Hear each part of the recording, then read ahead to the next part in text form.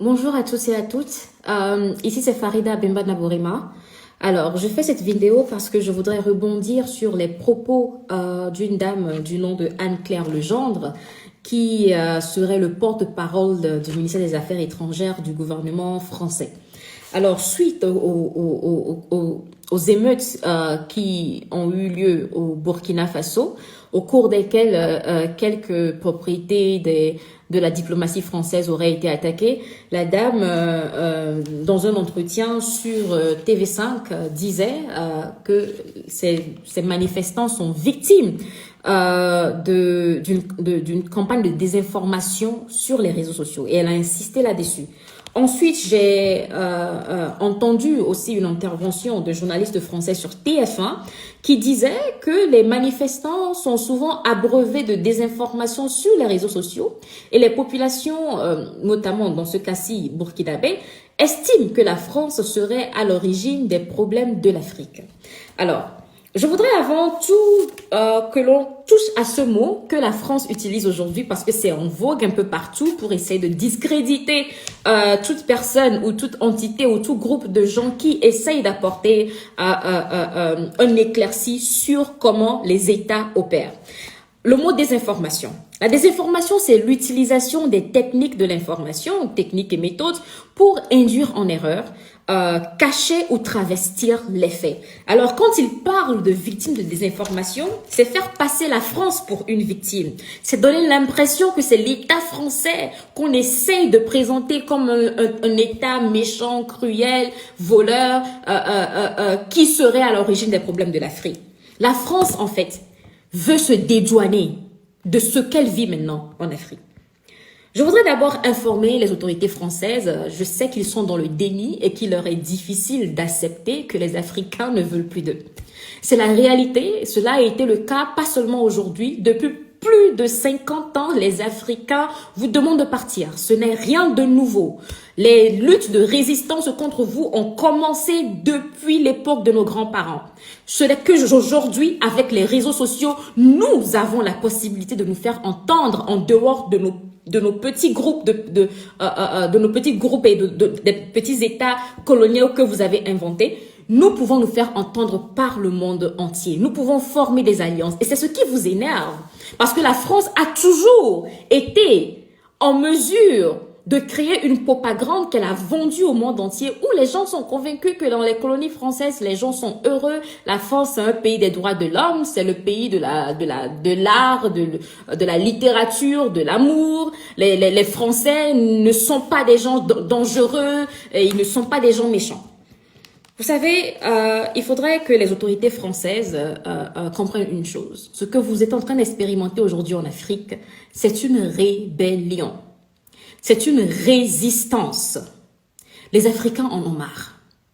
Et vous le saviez, mais étant dans le déni et étant renfermés dans votre complexe de supériorité et votre racisme qui vous empêche d'imaginer un noir non docile. C'est-à-dire, est-ce que c'est possible pour un Africain de ne pas aimer la France?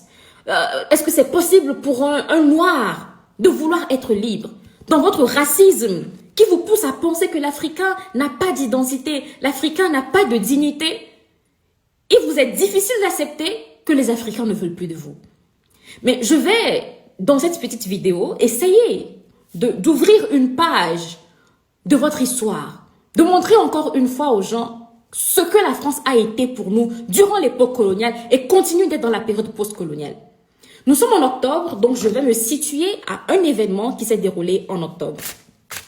Et là, je vous lis les propos d'un écrivain français, d'un chercheur français du nom de Gilbert Comte. La publication, c'est L'Empire triomphant. Et vous pouvez trouver ceci de la page 246 à la page 248. Parce que là, je ne voudrais plus dire quoi que ce soit pour que vous veniez dire que oui, ce sont les activistes anti-africains, anti-français qui désinforment. Non. Nous allons lire les informations qui sont documentées par les vôtres. Alors ici, en 1910, Charles Manguin, compagnon de marchand à Fashoda, prône dans le livre La Force noire le recrutement des soldats parmi les indigènes. Dans la perspective des guerres modernes, il affirme que le manque de nervosité de la race noire l'y rendra précieuse. Vous imaginez le manque de nervosité de la race noire, le degré de racisme. L'insouciance du noir et son fatalisme deviennent alors des qualités. Vous parlez de nous, hein? L'insouciance des noirs et son fatalisme deviennent alors des qualités.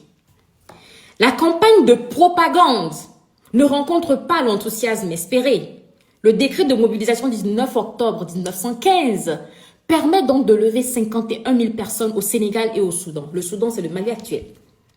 Les chefs traditionnels déjà obligés de fournir la main-d'œuvre pour le travail forcé. Et là encore, je veux rectifier, la France a toujours utilisé l'expression travail forcé, mais c'était les esclaves. Parce que quelqu'un qui est battu pour travailler n'est pas payé, c'est un esclave. Mais juste que comme officiellement l'esclavage avait été soi-disant aboli en France par leur soi-disant Victor Schœlcher, ils ont utilisé durant l'époque coloniale l'expression travail forcé pour donner l'impression que nous ne sommes pas des esclavagistes. Et pourtant, c'était l'esclavage. Alors je reviens, les chefs traditionnels déjà obligés de fournir la main-d'œuvre pour le travail forcé doivent maintenant livrer pour la guerre en Europe des hommes dont ils savent qu'ils ne reviendront pas. De nombreux troubles éclatent dès la fin de 1915 et là on parle de la guerre qui a précédé la Première Guerre mondiale. Soulèvement des Bambara de Belledjougou au Soudan, le Mali, troubles violents à Bandiagra, Diori, Bobo Dioulasso au Burkina. Sans gêner, l'armée encercle des villages, s'empare des adultes et les emmène ligotés. Beaucoup s'infligent des blessures volontaires et s'enfuient. Vous imaginez, nos grands-parents, certains ont été obligés de s'infliger comment l'appelle-t-on? De s'infliger à eux-mêmes des blessures graves, juste pour que la France ne les force pas dans leur armée.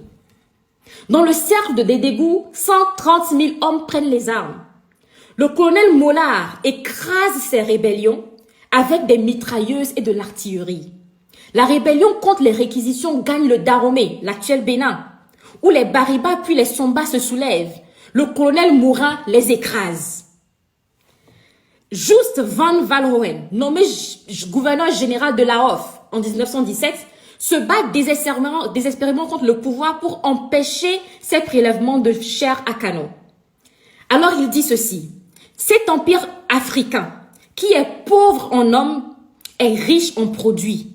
Laissez-lui sa misérable population pour le ravitaillement pendant la guerre et pour l'après-guerre. Mais le député sénégalais Blaise Diagne, franc-maçon et non dépourvu d'ambition, on connaît l'histoire de Blaise Diagne, est promu par Clémenceau commissaire de la République en AOF et fait une tournée de février à août 1918 de Dakar à Bamako pour convaincre ses compatriotes d'aller se battre en France. Il promet l'attribution automatique de la citoyenneté française à tout titulaire de la médaille militaire et de la croix de guerre. Ça, c'est ce qu'on appelle la désinformation. Ça, c'est ce qu'a appliqué la France dans nos pays. Moi, mon grand-père maternel a été un soldat dans la mer coloniale. Ça a été des soldats recrutés par la force, pour la plupart. Ce sont des gens à qui on proposait ou soit de se battre pour la France ou soit de mourir. Mais non seulement ça, vous avez trouvé des laquais en la personne des Blaise Diagne qui ont ensuite été remplacés par les Senghor et autres, que vous avez envoyés en mission pour désinformer les Africains, leur promettant plein de choses que la France leur offrira après la guerre. Mais dans ce même Sénégal, il y a eu le massacre des anciens soldats qui ont réclamé les mêmes choses que vous leur avez promises. Alors que la France ne vienne pas ici nous dire qu'elle est victime de désinformation. Ceux qui ont été victimes de désinformation de la part des autorités françaises depuis plus d'un siècle, c'est les Africains. Ce que nous voulons aujourd'hui, c'est être libres. Ce que nous recherchons, c'est votre départ. Ce que nous souhaitons, c'est le respect des populations africaines qu'aucun dirigeant français n'a jamais respecté. Alors là, je m'arrête là.